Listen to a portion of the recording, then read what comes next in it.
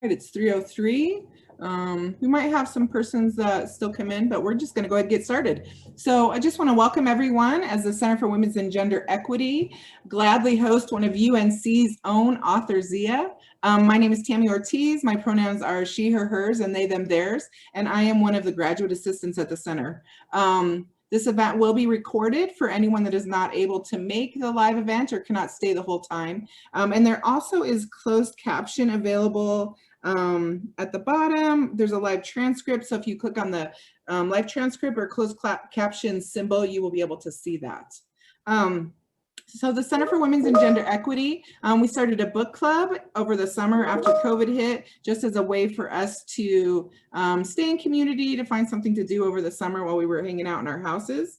And so this semester we did our book, and we have been reading Ather's book, Resisting Disappearance, Military Occupation and Women's Activism in Kashmir, for our book club this semester. And we're so excited for this event today. So now I'm gonna let Destiny and Savannah introduce themselves.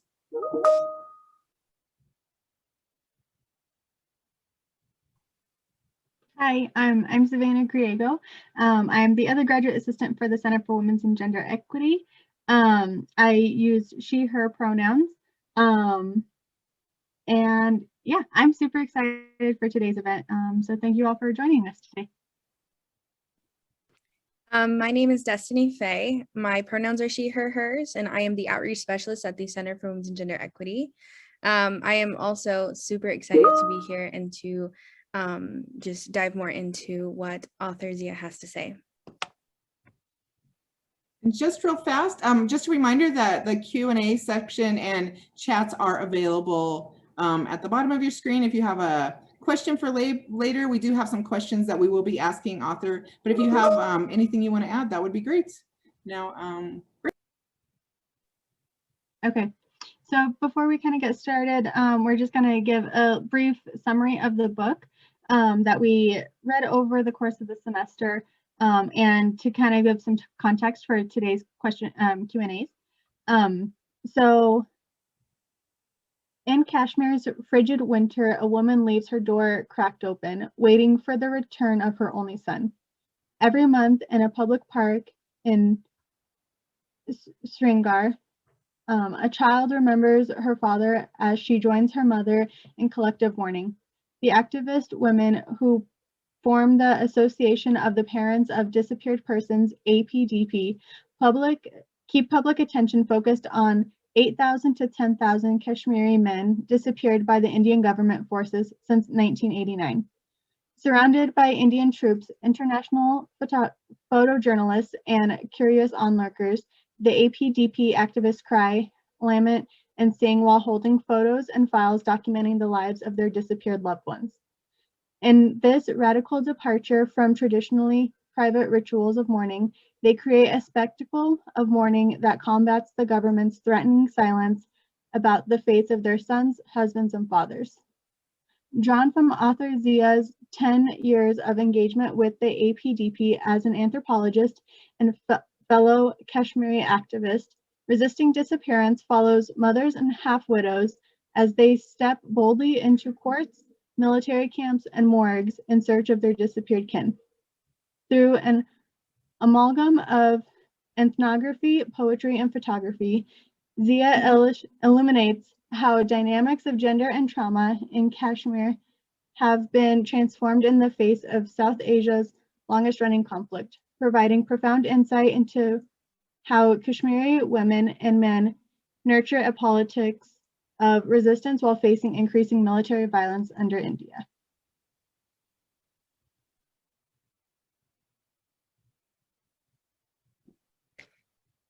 And so now that we've gone through a brief summary of what the book is about, I'm going to give a little about Ather Zia and her bio. So Ather Zia has a PhD, and she is a political anthropologist, poet, short fiction writer, and columnist. She's an associate professor of anthropology and gender studies at the University of Northern Colorado, Greeley. Ather is the author of Resisting Disappearance, Military Occupation, and Women's Activisms in Kashmir, and co-editor of Can You Hear Kashmiri Women Speak? Resisting Occupation in Kashmir and a distillation called Peace. She has published a poetry collection, The Frame, and another collection is forthcoming in 2021. Ather's ethnographic poetry on Kashmir has won an award from the Society for Humanistic Anthropology. She is the founder, editor of Kashmir Lit, and is the co-founder of Critical Kashmir Studies Collective, an interdisciplinary network of scholars working on the Kashmir region. Thank you all for joining us today, and thank you, Ather, for joining as well.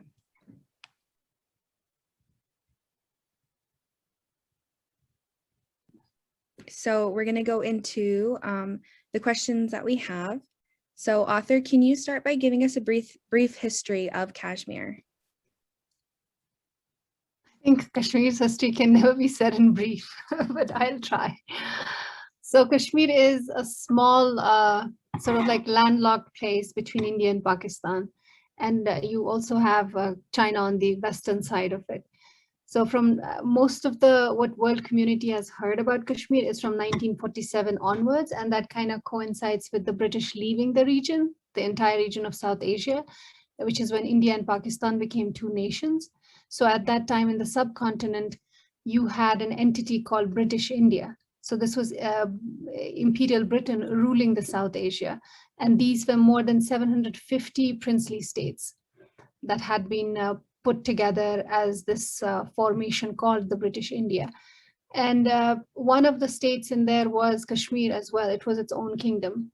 And it had its own ruler. The only thing was that the ruler was a Hindu ruler and the population was Muslims, majority. And he was also a very tyrannical and a despotic ruler. So there was already a rebellion happening against him before 1947.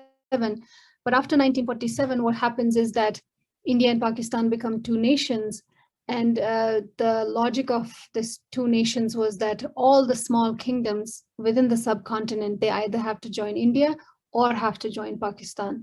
So that was decided on basis of religion and also geographical contiguity. So Kashmir was like in a terrible spot because the ruler was a Hindu, population was Muslim, they were already against him. And on the other side, you have Pakistan because Pakistan became a Muslim state. So then the Muslim population, many of them wanted to be with Pakistan, but many of them wanted to be independent. And the king wanted to be independent. So then there's like lots of things that happened after that. There was India and Pakistan, immediately after they formed their own countries, they went to war over Kashmir. And by then, half of Kashmir had actually gained its independence. And right now, what you see in Kashmir, there are two Kashmirs. One is, which is administered by Pakistan. It's also called Free Kashmir because they kind of won their independence from the ruler, the despotic ruler. But on the other side, you have India. And India kind of took control over the rest and started governing it through client politicians. And that's basically the story. They have been, so the people are for the longest time, since 1947, they have been asking for a UN mandated plebiscite because United Nations came in, stopped India and Pakistan from fighting each other and said that you have to make peace and decide what happens to Kashmir, and also gave the people a right to self-determination, that they could choose their own destiny, whichever country they wanted to go with, but that was never put into practice. And one of the things Kashmiris also say is that they should not have the choice. They should not only have the option to go with India or Pakistan, they should have also the choice for independence. So that's basically the crux of the matter, that this principality wanted to be its own country. It wasn't allowed to be its own country. And that's the restiveness and that's the rebellion that's been going on from 1947. But then it's been successfully repressed in each decade. But from 1989, there is a active armed resistance going on, which is again, like right now, it's been repressed a lot. But right now, India is occupying one side. On the other side, you have Pakistan administering that region. They have their own, they have an autonomous unit. So that's the current situation. But as you know from the book and also like what it talks about, there's lots of human rights violations on the Indian administered Kashmir. There's a lot of Recently, their autonomy, which they had from 1947, that was taken away militarily. So right now in the region, you have more than 700,000 military personnel, government militia and police. And the ratio for these 8 million to 7.5 to 8 million people is that one soldier for every 7 to 8 Kashmiris. So that's the backdrop of the book. Thank you for that. That was very informative. The next question that we have is, what are some of the events and experiences that inspired you to do this ethnography? Mm-hmm. So I think the inspiration behind this book was that as I was, I'm a Kashmiri and I am also a Kashmiri woman. So I used to hear these narratives about Kashmir and Kashmiri women in the Indian narrative, basically. Most of the knowledge that was produced around Kashmir was produced in India. And that was mostly erroneous knowledge. And then the other side of that knowledge was coming from Pakistan. Again, that wasn't true. That wasn't the absolute what Kashmiris were feeling and thinking. So both the dominant countries had their own way of looking at Kashmir. While Pakistan's was more sympathetic and they were kind of like seeing it in a different light, they were still seeing it as a problem that is to be decided by the United Nations. India had decided that this is not a genuine movement of people anymore. This is, initially it began to say it's a bilateral problem with Pakistan, completely negating Kashmiris. And finally, these days it's saying it's a law and order situation. Which is further demoting the problem. And then it's also saying it's a terrorist issue. So it's kind of like easy to subsume this genuine resistance movement. So I was seeing this growing up. And then when I decided to sort of like, come to anthropology, and I wanted to work on the issue of Kashmir from the vantage of a Kashmiri scholar. Not just someone who's looking at the region, but who's experienced the region. And then through anthropology gives you really great tools to experience, not just as someone who is native, but also as a professional who is native. So as I say in the book, that the book is the vantage of not just a Kashmiri scholar, but a scholar who's a Kashmiri. So it kind of like helped me put those two together and just to understand Kashmir from the vantage of Kashmiris, because so far it's almost like Kashmiris were treated as these, for lack of a better analogy, like guinea pigs in a lab experiment to see what do they want, what are their dreams. Okay, their dreams are to be with India. Okay, their dream is to be with Pakistan or maybe independence. So people are speculating. They're speculating about the resistance. And then they're also speculating about the women. Because majority of the women in this region, they are a Muslim majority. Most of the time, what Kashmiris were seen as these regressive kind of like those stereotypical Muslim populations that are just stereotypes. And I would always think like, where are those women that people are talking about that need to be saved? So I thought that it's important. So this book talks about women, but it's also talking about the situation as seen from Kashmiri eyes, so to speak, but also as a professional. So that's what I hoped from this. And that's the sentiment that really inspired me to work on this, because it talked about a Kashmiri vantage from the viewpoint of not the elites in the society, but the most marginalized. Thank you for sharing that. I appreciate that, especially becoming that voice. So have you continued to stay in touch? Oh, sorry. How did you determine what poems to use in the beginning of each chapter? So that's really an interesting question. And that's something that it's a turn in anthropology that has happened in the 60s itself, like 60s, 70s, like even at the inception of what we now know as the discipline of anthropology, that it also uses the creative genres like ethnography, poems and fiction and whatever else you might want to write in. And it treats them as a valid methodology. It treats them as a valid part of social research. So when I began writing this ethnography, I also write poetry. So I didn't stop writing that. And then what used to happen was it was really a very interesting and also fascinating to me the way this journey took place. So when I used to write my field notes, I also used to write poems. And then I started thinking, like, are these poems part of my data, what they are? But that's a separate discussion altogether, thinking about ethnographic poetry. But what's the relationship between each poem at the start of each section? So the relationship is, it was really fascinating to me that when I would finish doing a set of interviews and doing a set of participant observations, and then I would look at my field notes, it really turned out to be that most of the poems that I was writing, they would become a snapshot of what a part of my thesis was. So it's really like, you know, when I began plotting it and seeing it, it seemed like if I was talking about what the movement is, what these women are actually doing, there was already a poem reflecting that. So when my publishers and I, when we were talking about like how to really organize the book, they said this could easily become part of your book. And anthropology is really generous to holding poetry as also one of the methodological data collecting tools. So why not? And I had also been encouraged by a lot of ethnographic poets in anthropology with whom I had worked for the longest possible time. So I thought it will be treated as a serious academic book. I didn't want any seriousness to be taken away from it, because to me it was a serious political work. And when I got that assurance that that's not going to be taken away from it, and then I started looking at these poems more seriously to kind of help them reflect the section.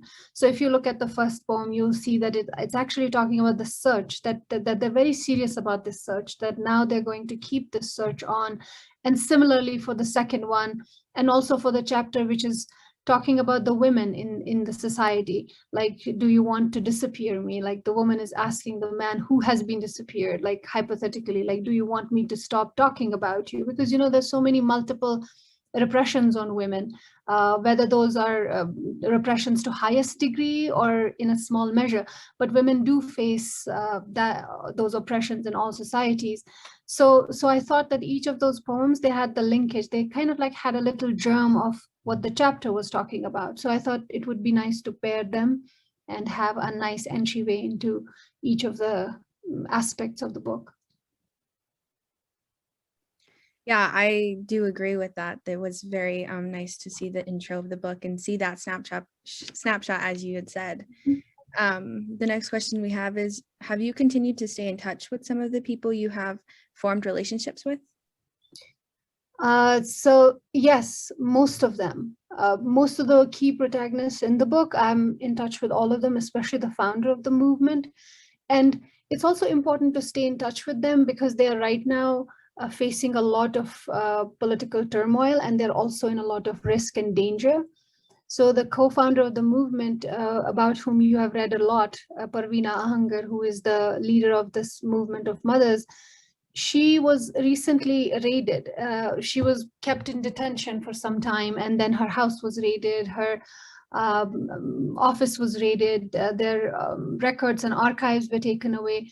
So it becomes very important to kind of keep an eye to maintain, even digitally, to be in touch with them, even though they cannot be in touch digitally. There's so many surveillance levels and layers.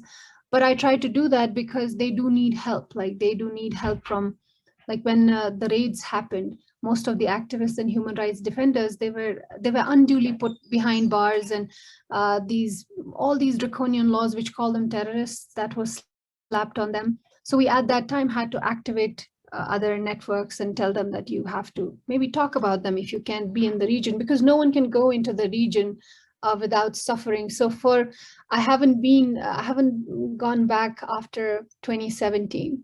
So I haven't actively gone back to my home, because the moment I go there, there's going to be things that will happen, and I don't think anyone is going to enjoy them.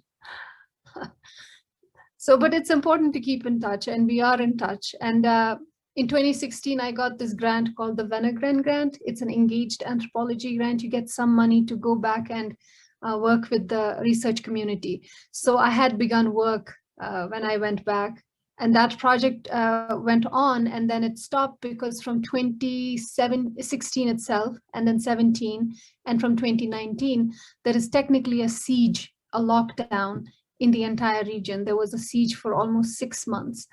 So while I'm in touch, but there's also internet shutdowns every now and then. I think they had a 59th internet shutdown. They didn't have internet and phone for the longest possible time. So as you see, the urgency in the book is really a current urgency. So staying in touch is important, but it's also important to know that staying in touch sometimes is not possible.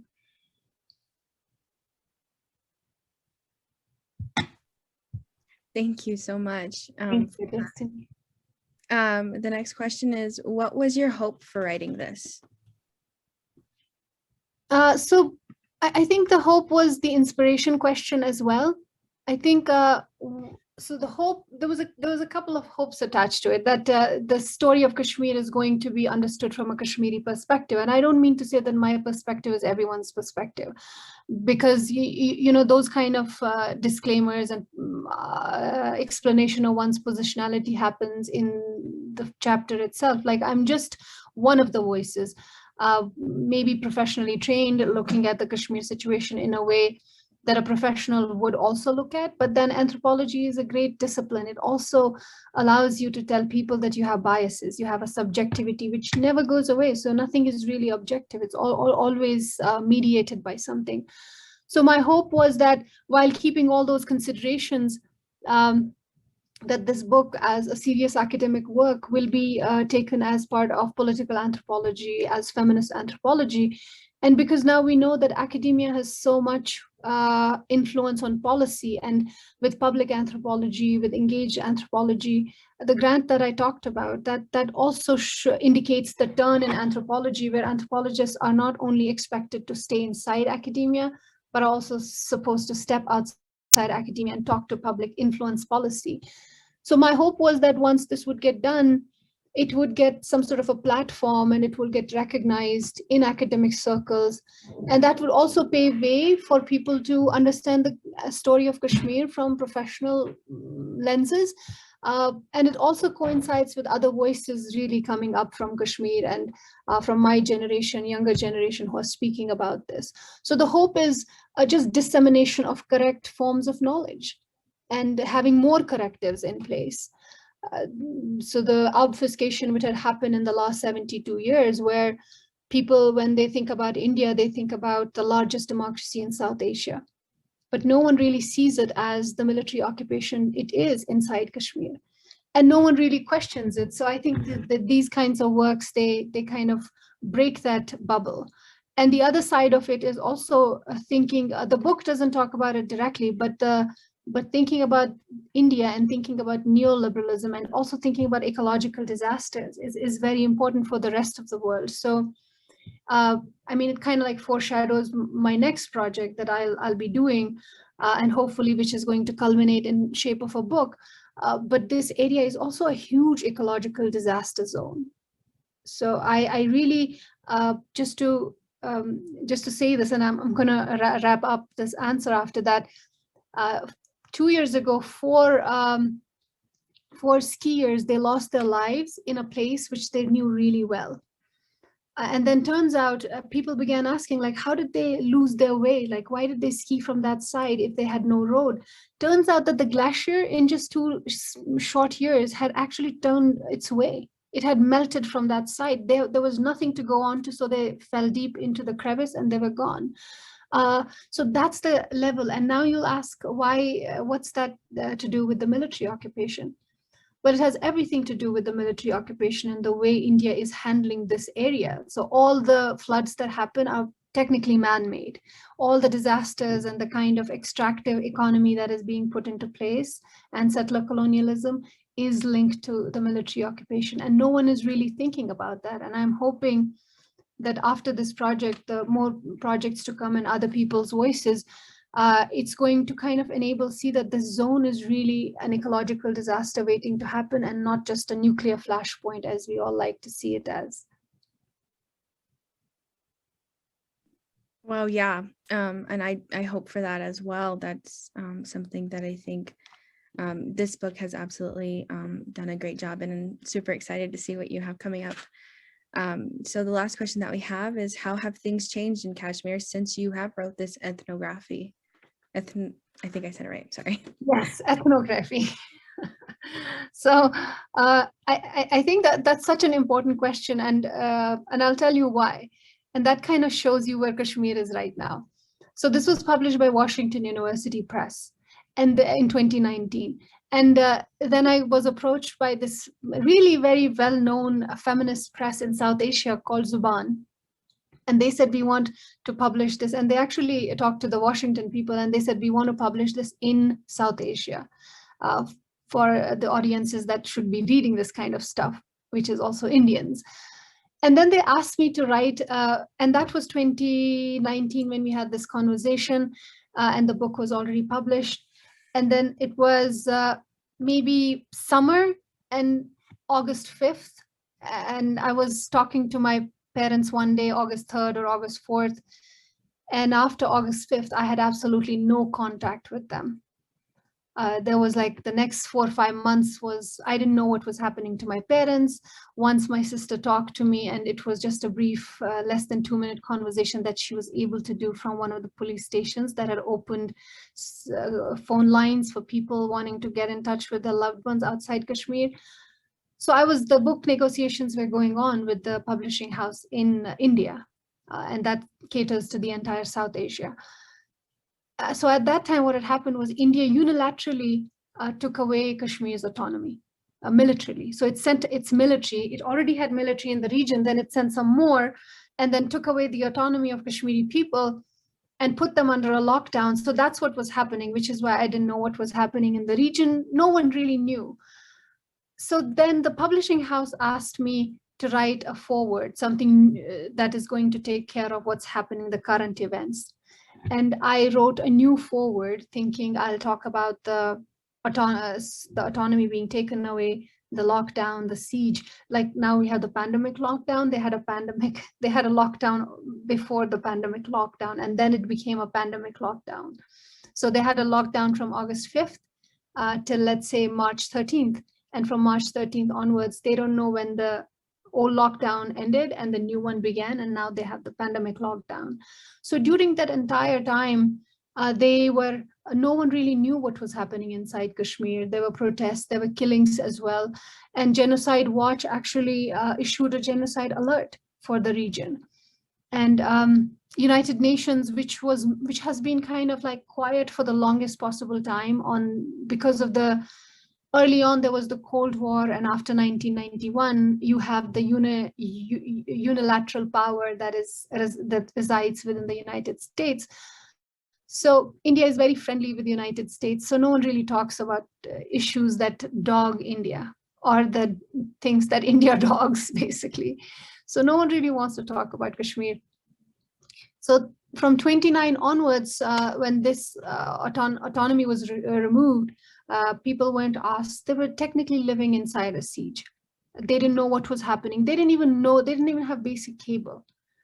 So for the longest possible time, I think till October, November, no phone lines were working. The basic internet cable, everything was gone. So people, they have seen different kind of siege and lockdowns, but this was really unprecedented. Like everything was taken away. So from that point on, so I wrote this all in the foreword, and I thought I'm going to put this in the book, and then the book is going to be published in South Asia. Turns out they did not publish that because they didn't want to ruffle any feathers in India. And then the only way they could publish this book was by telling the Indian government that it has already been published. So we're not being seditious, we're just reproducing it. So they could not take anything new that was being said. So that's the level of repression there. Like I'm here, but then the repression follows here as well. There are different, the diaspora right now, the Kashmiri diaspora, they're trying to amplify Kashmiri voices. They're trying to set up organizations. But as long as the world powers, they keep doing business with India. No one is going to tell India any better.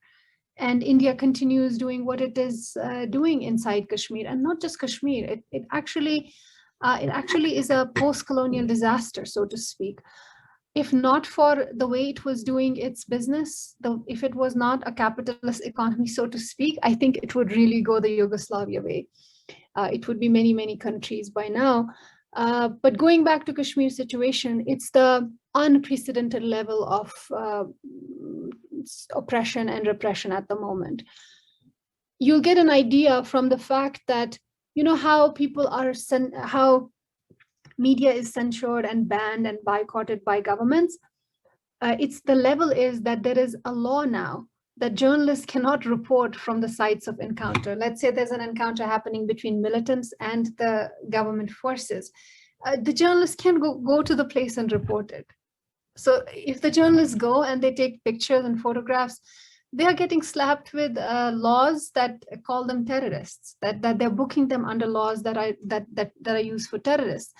So the media gag has been institutionalized, it's been put into a law, and it's been imposed on the region. So you hear nothing from the region at this moment. And as I said earlier, that human rights activists who early on were able to do some work, they're not able to do any work at all at this moment. So I talked to some of my, like the APDP, and then there is another organization that I work with. It's called Jammu and Kashmir Coalition of Civil Society. All of their phones have been confiscated. Their cell phones have been confiscated. The only way to talk to them is if someone goes to meet them. And then those people are surveilled at the door or the gate, and only then are they let in. So it's only once or twice in the last 4 or 5 months that we've been able to make contact and ask them, like, what do you want? Do you need anything? Are you okay? And we really fear for their lives. So these are just simple activists who are not even like big time activists. These are just regular people doing civil society activism. Then some poets, they have been just taken. And so there was this young girl who protested the army from coming inside the home just several days back. And she was telling them that, why are you always coming and searching our home? And my mother is sick and there's a pandemic. Why are you doing that? They were actually harassing them. And there's a lot of exploitation that goes on. Rape was considered to be a tool of war by Human Rights Watch in 1994 in this region. So it's really like 1 in 7 Kashmiris have either been tortured or witnessed torture. Same goes for sexual violence as well. So this girl was simply trying to push the military away, and she was just very brave about it. There was a viral clip that was being circulated, and everyone was going like, brave Kashmiri girl, this and that. And turns out she's been booked under the terrorist charges. And the other side of it is that she's in the police. So she's not even a civilian, so to speak. She's a cop. And now she's in there. And there was this mother who was arrested, I think last year.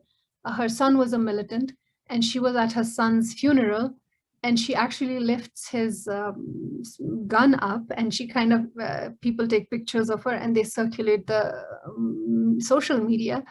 And for that very act of incitement of violence, she's in a jail under the same charges of terrorism. So there's like so much repression, even for smallest things, even for a Facebook post. This is nothing in comparison to what people are facing on ground, but thinking about my own social media, it's always like, or people who talk about Kashmir, other Kashmiri activists. So there's this level of repression that the Indian government has also kind of created in the international networks. Very recently, there was this expose that was done by the BBC and several organizations in Europe. They found that for the last 15 years, India had created fake organizations that were maligning the Pakistani government, but by the dint of that, they were also maligning the Kashmiri people and activists. That was their entire job. So there were about 159 organizations that were fake that had been created. So it's kind of this whole another level of digital warfare going on. Then you have the military occupation on ground. And right now the world is also on the side of India because there's huge business market inside India, and US is trading with India, Europe is trading with India, everyone is trading with India. People might think that Middle East is Muslim and maybe they might help Muslims, but turns out Saudi Arabia is one of the greatest supporters of Indian government. When the Indian government took away autonomy of Kashmiris, in a matter of 1 week, they actually gave the Prime Minister of India several awards. So just to say that whatever he's doing inside Kashmir is completely fine, we're with him. So it seems right now the tide is against Kashmiris because they don't have the resources and the money to gain international goodwill. But the other side that I see is really indigenous people coming together and talking about indigenous rights and that kind of solidarity arising. So that's my only hope at the moment. I feel like that's a conversation that needs to grow.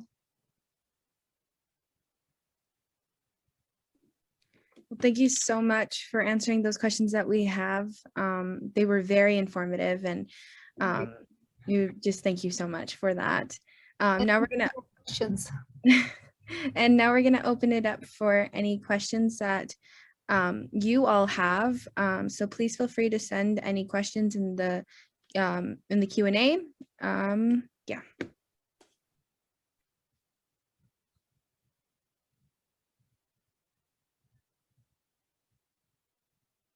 Are they going to come to your Q&A or just the general here? There are no open questions. Yeah, they're gonna come to me so that I can read them.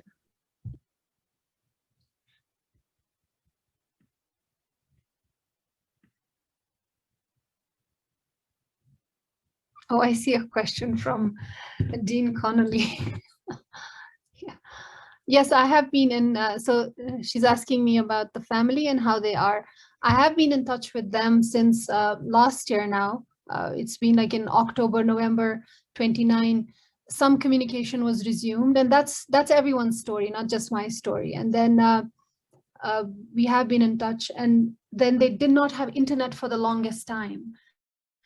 So the only phone lines that were working were the landlines. But that got restored around March 2020. I think slowly the internet got, and in March, no, not March, I think Feb or January 2021, the internet got released in a big way. So they only had the 2G internet, which means that you can only share text and no video for the longest time. So, but I have been in touch with them, and they also had a connection, a high-speed connection. So those kind of privileges do exist for people who can afford them. So once they released the internet, people who could afford having a high-speed internet, the government was also making money. To give you an understanding of that, even though they had no phone service for almost 18 months, they were still charged the bills and everything. They kept coming. Nothing was. So the phone companies were making their money as well.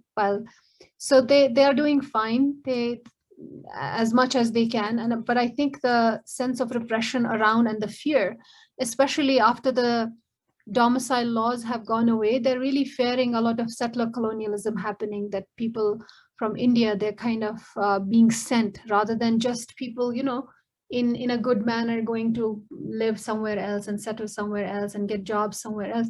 They're really coming with the intention that they're going to set up colonies and set up enclaves and kind of segregate the land. So those kind of conversations, and I can hear the fear in their voices and fear for their futures, basically. And that's not just only my family, but I think that's the rest of the Kashmiri people as well.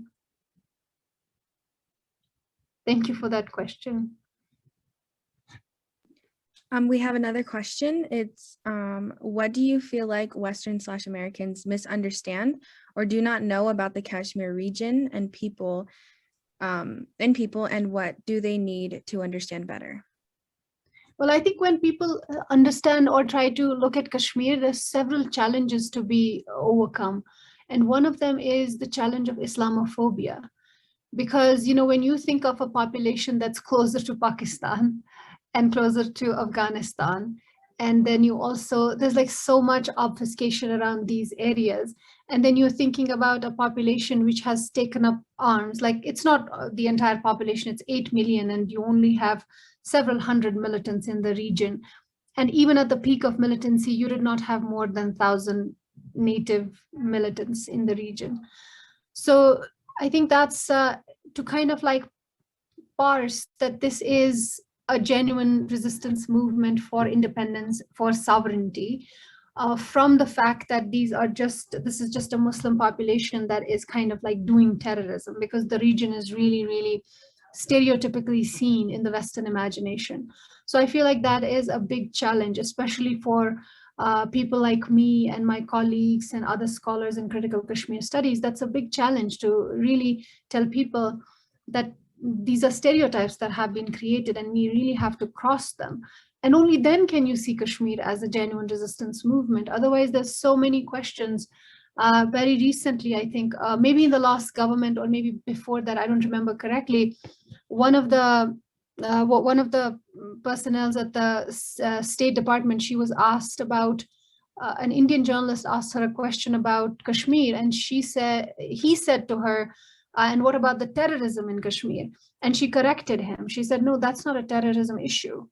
So that's kind of like, that's my hope, that the State Department in US doesn't really treat it as a terrorism issue. But does that trickle down to people? It doesn't. So how do we overcome that? So there are several challenges to that. And one of them is Islamophobia.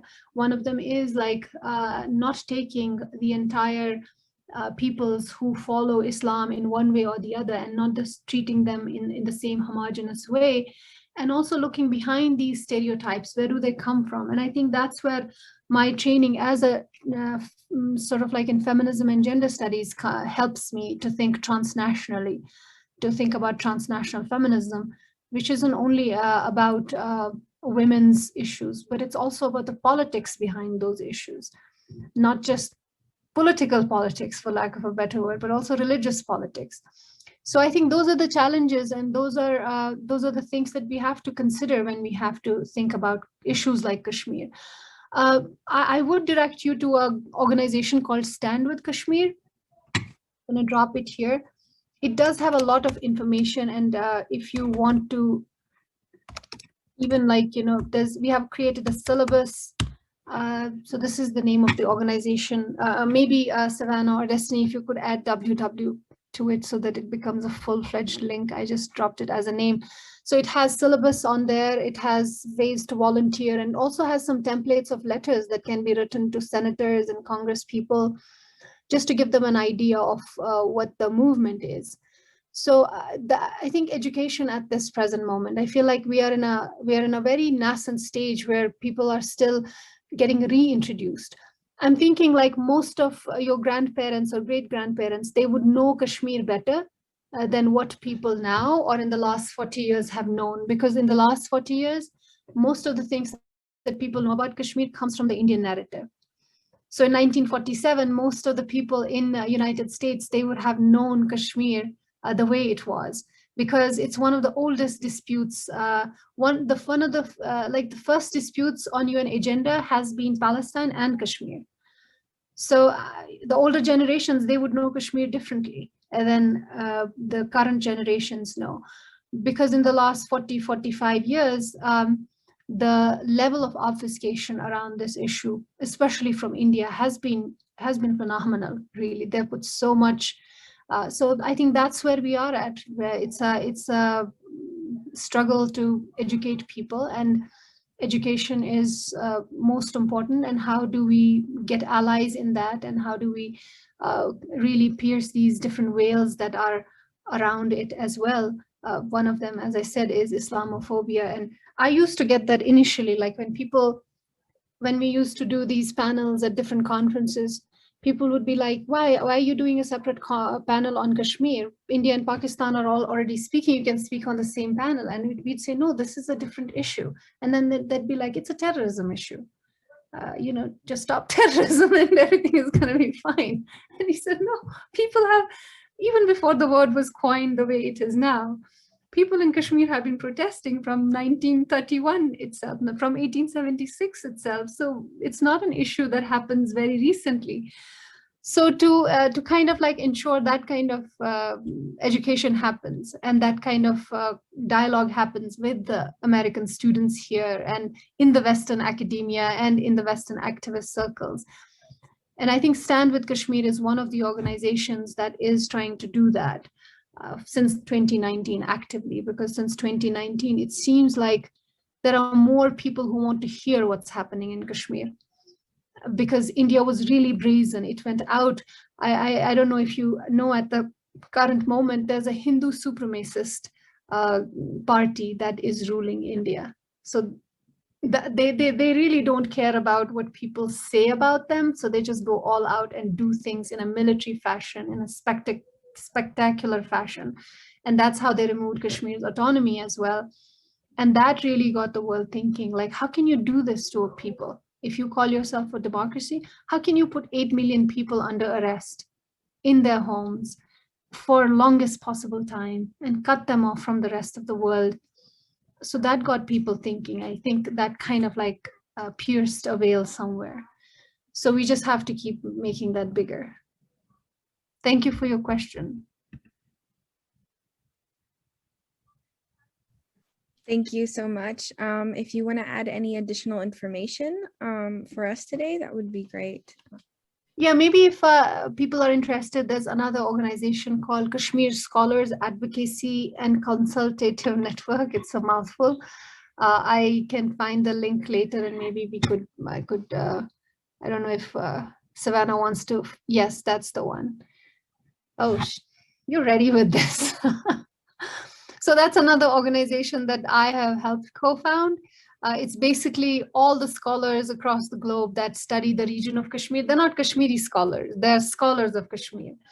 So because this region is really, it's a very unique region. It's not, I'm not saying because I'm from there, unique in the sense that for the longest possible time, for the last 600 years, it's kind of been in an unrest. It has China on one side. It has what is now Pakistan on the other side and India on the other side. So it's kind of caught in the in a sandwich between all of these. So it's really, really important for everyone's geopolitical stability. And I feel like, so that's something that needs to be considered. It's also a nuclear flashpoint. Both the countries, plus China, all of them have nuclear armaments, and they can do anything at any particular time. And they're also given to spectacular politics. They're not, they did have a policy of deterrence, India did, but recently that has gone away. So anyone can use it first and they can use it on each other, and then the entire story is kind of gone. So it's like a flashpoint for so many things, like the nuclear flashpoint, and thinking about the environmental situation there. So I feel like those are some of the important points that really link it to what the global issues are and that people should pay attention to.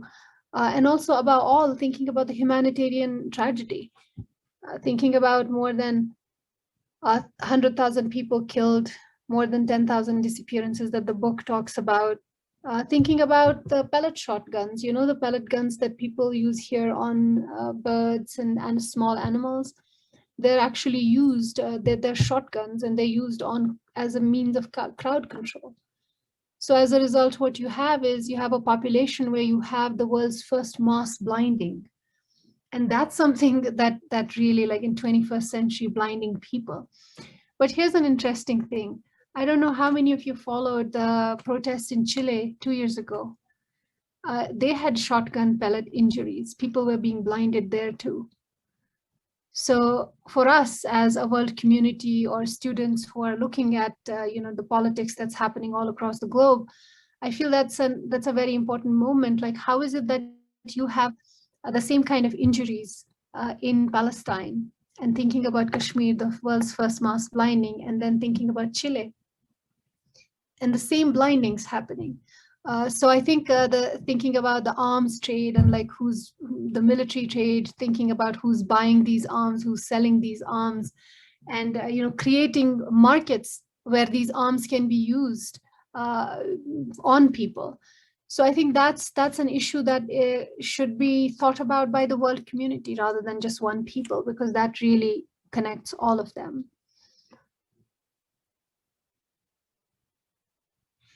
I think we do have time. We're going till 4, right? We have 8 minutes. Does Kashmir have a chance to change or edit the Indian control narrative about it? What would that look like? How would they break free from the control of other countries surrounding them? So I feel like at this stage, India is such a huge country and it has so much support from United States, and it has so much support from even the Middle Eastern countries, that it's very hard to sort of like, break the Indian narrative. But at the same time, I feel like there is going to be some change. And the change is that in 2019, when they took away Kashmir's autonomy, United Nations still, let's say United Nations is really central to Kashmiri people's imagination, because they see United Nations as having promised them plebiscite. So every time there's a protest in Kashmir, they invoke the United Nations resolution. Whether the United Nations is an active body, or you might think of it as a huge bureaucracy that does nothing or something like that, it means a lot to Kashmiris. It's also a shorthand for Kashmiris. It tells the rest of the world that we are not terrorists. The United Nations is behind our demand. So what I see, what could be done to break the Indian hegemony, is to kind of strengthen the United Nations narrative. And it's not just a narrative, it's actually a policy. It has a resolution. It has 11 resolutions on Kashmir. So Kashmiris are not just sort of like deluded in thinking about United Nations. It has actually passed resolutions till 1960s on the area and said that we have to hold a plebiscite there. And it has also admonished India. It has told Indians that the kind of elections that you're holding inside Kashmir, they're out of order. You cannot hold elections inside a disputed territory. So everything is on Kashmiri's side. The law is on Kashmiri's side. But the problem is the government is with India. Like you have the forces, like it has 700,000 troops inside Kashmir at the moment. So no one can speak. So just to break Indian hegemony, I think several things are needed. Like Kashmiris need to have allies and they need to have solidarity. And that's what can break the Indian hegemony, Indian narrative. And I think that can happen if you look at it through the indigenous people's perspective. What happened in 2019 was not just that Kashmiri autonomy was taken away. It actually took away their territorial sovereignty. It took away their the indigenous rights that they had. So that kind of lens needs to be used to really break Indian hegemony. But after having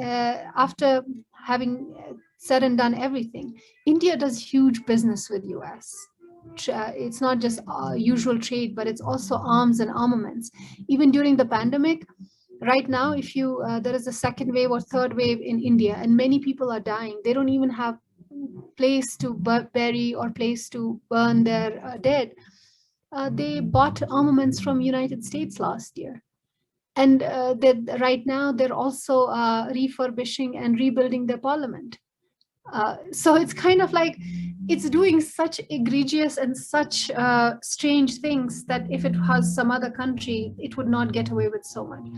It also told the world when it was removing the autonomy that we're doing it for the development of Kashmiri people. So Kashmir is one of the best developed states in that federation.